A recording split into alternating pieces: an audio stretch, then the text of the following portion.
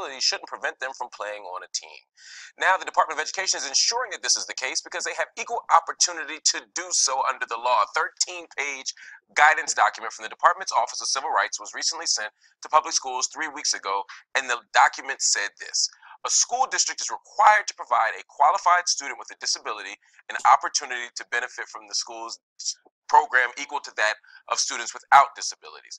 So how can disabled students be incorporated into sports teams? And more importantly, what impact will this have on their lives? We have some remarkable guests in our hangout to discuss this today. Of course, joining us first is Jim Abbott. He's a former Major League Baseball player who was born without a right hand. We have Mike Underwood, the parent of a disabled student athlete, who's next to him now. We also have Travis Underwood, a 16-year-old student athlete with cerebral palsy. We have Kyle Manfred, a former football lineman and state champion wrestler.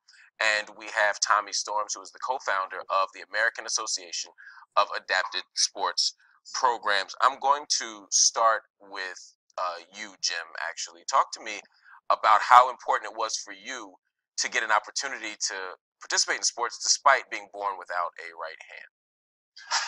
Mark, it was everything to me.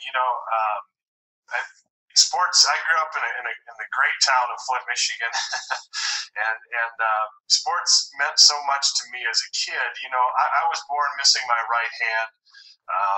In the scheme of things, I know a lot of people have it a lot worse than me. But being born like that, I knew what it was like to be different, and I knew what it was like to be on the outside looking in and wanting to prove yourself. And sports gave me that outlet. And I was lucky I grew up in Flint, Michigan, because sports were a way of life. And seeing all those teams, seeing all those great high school athletes, that gave me something to aspire to and to shoot for. And being on those teams, playing sports, it really provided me a great sense of self-worth and self-esteem growing up.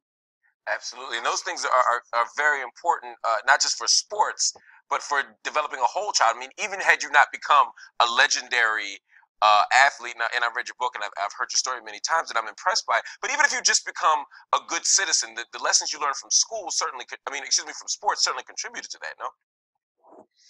Well, absolutely. On a personal basis, it gave me an outlet for my drive and ambition and those feelings of fitting in. But you're right. To play in a team sport, and I have two daughters growing up now, and they play team sports, and I see the lessons that can be taken away from team sports. The giving yourself up for the good of the team. The humility of losing, the sportsmanship in winning. All those things my dad used to talk to me about. My dad used to tell me when I was a kid. They're all coming back to roost, and I think playing team sports is one of the most beneficial things for young kids